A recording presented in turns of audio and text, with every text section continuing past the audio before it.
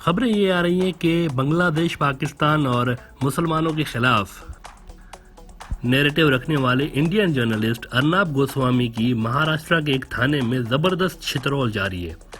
और जब से गोस्वामी साहब गिरफ्तार हुए हैं तब से उन पर पुलिस की रवायती मेहमान नवाजी हो रही है।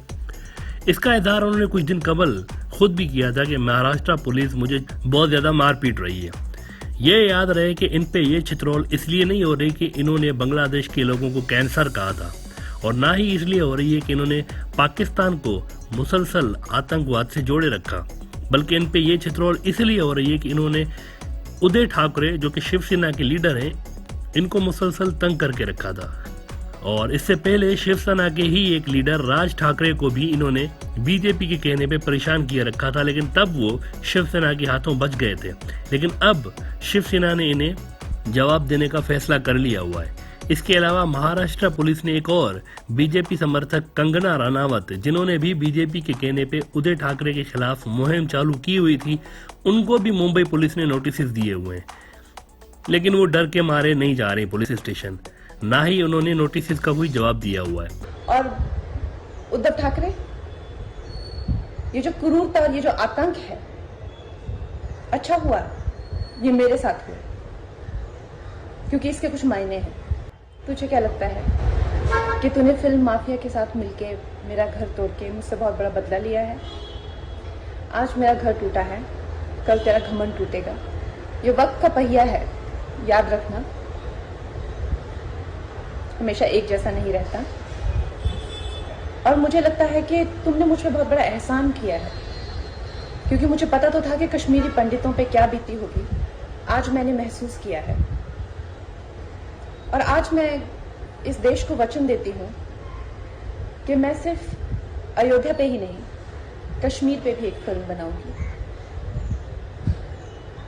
और अपने देशवासियों को जगाऊंगी, क्योंकि मुझे पता था हमारे साथ होगा तो होगा, लेकिन मेरे साथ हुआ है, इसका कोई मतलब है, इसके कोई मायने हैं। शिवसेना के खिलाफ इस सारे ड्रामे का जो डायरेक्टर था ये बीजेपी के नेता अमित शाह थे, और पूरी तरह उन्होंने उदय ठाकरे के खिलाफ होने वाले इस कॉमेडी शो को डायरेक्ट किया, जिसके स्टार कंगना रनावत और अर्नब गोस्वामी थे। वही अमित शाह जिसने बांग्लादेशियों को दीमक कहा था और उनको बे ऑफ बंगाल में डालने का वादा किया था इंडियन बंगाल में इलेक्शन जीतने के बाद, और उन्होंने कहा था कि हमारी हुकूमत एक बार यहाँ पर बन जाए, उसके बाद हम ये काम करेंगे। ये जो मौसूफ अमित शाह हैं, ये अपने कॉलेज के दिनों में मोदी की ही तरह आरएसएस के मेंबर थे और अपनी एरिया के मशहूर दादागीर भी हुआ करते थे। और इन दोनों हजरात ने, यानी मोदी साहब ने और अमित शाह साहब ने, इसके बाद आरएसएस की जो पॉलिटिकल विंग है बीजेपी, वो ज्वाइन कर ली थी, और तब से लेकर ये चुनाव की सियासत में आए हुए हैं।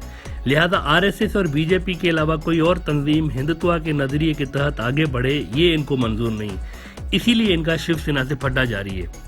इससे पहले वो विश्व हिंदू परिषद को अपने अंडर कर चुके हैं, उसके लीडर परवीन तोगड़िया की छुट्टी करा के। अब इस पूरे झगड़े में ट्विस्ट आ गया है, और वो यूं कि गोस्वामी साहब को छुड़ाने के लिए बीजेपी ने महाराष्ट्र हाईकोर्ट से अपील की थी कि गोस्वामी बाबू की जमानत पे रिहाई मंजूर की जाए। लेकिन जैसा कि हम पिछले एपिसोड में कह चुके हैं कि महाराष्ट्र में अगर कोई परिंदा भी पर मारता है तो वो शिवसेना की मर्जी के बिना नहीं मारता। इसीलिए अर्नब गोस्वामी की ये जो बेल की पिटीशन थी, ये कोर्ट ने रद्द कर दी, और बीजेपी के एक और अहम नेता सुब्रमण्यम स्वामी ने ये कहा था कि गोस्वामी जानता है कि उसे मेरी मदद के लिए क्या करना चाहिए। और गालिबन अब गोस्वामी साहब ने स्वामी साहब की बात मान ली है, क्योंकि स्वामी साहब अब इस ड्रामे में खुद कूद पड़े हैं, और शिवसेना को उन्होंने ये वार्निंग दे दी है कि अगर हमारा गोस्वामी आज़ाद नहीं हुआ तो एक्शन लेंगे, शिवसेना के खिलाफ एक्शन लेंगे। ये वही बीजेपी के नेता सुब्रमण्यम स्वामी हैं जो कि कई बार कह चुके हैं कि हमें बांग्लादेश पे कब्जा करना चाहिए, और कुछ दिन पहले ही उन्होंने ये भी ट्वीट किया था कि बांग्लादेश खुद अपने लोगों पे क्रैकडाउन करे, वरना हम आकर क्रैकडाउन करेंगे फौज भेज के।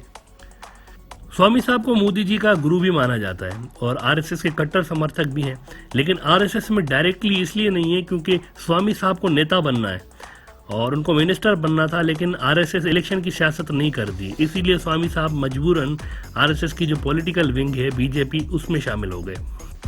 लिहाजा उनकी भी बड़ी पुरानी एफिलिएशन रही है आरएसएस और बीजेपी के साथ। तो ये एक ही टोला है आरएसएस का जो कि इस वक्त बीजेपी के प्लेटफॉर्म से इंडिया के अहम तरीन ओहदों पे फायद है।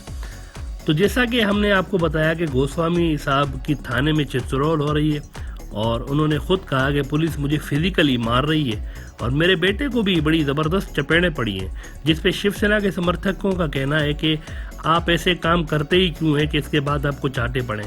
ऐसे में सुब्रमण्यम स्वामी साहब ने बीजेपी सरकार को ये सलाह दी है कि इंडिया के कॉन्स्टिट्यूशन के आर्टिकल 256 और 257 के तहत आप इंटरफेयर करें और महाराष्ट्र की जो गवर्नमेंट है इसको कहें कि अर्नब गोस्वामी को छोड़ दें, और अगर उदय ठाकरे फिर भी नहीं मानता तो फिर आप आर्टिकल 356 का इस्तेमाल करके ज़बरदस्ती गोस्वामी साहब को छुड़वा सकते हैं। ये सलाह देने के बाद सुब्रमण्यम स्वामी साहब का कहना था कि मैं घोड़े को दरिया तक ला सकता हूं, अब इसको पानी पिलाना बीजेपी का काम है, मेरा नहीं। यानी कि मैंने आपको बता दिया है कि अर्नब गोस्वामी की रिहाई कैसे मुमकिन है, अब इसको रिहा कराना आपका काम है, यानी बीजेपी वालों का काम है। बहरहाल इस बात के चांसेस कम हैं कि रिहाई मिलने के बाद अर्नब गोस्वामी कोई मुनासिब कंटेंट दिखाएगा अपने शोज़ में, और उम्मीद की जा रही है कि वो वैसे ही पहले की तरह नफरत अंगेज शो करते रहेंगे पाकिस्तान, बांग्लादेश और मुसलमानों के खिलाफ।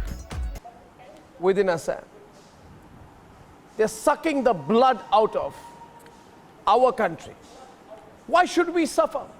And the hashtag, remember viewers, for tonight is India for Indians, and let us make it resonate even more.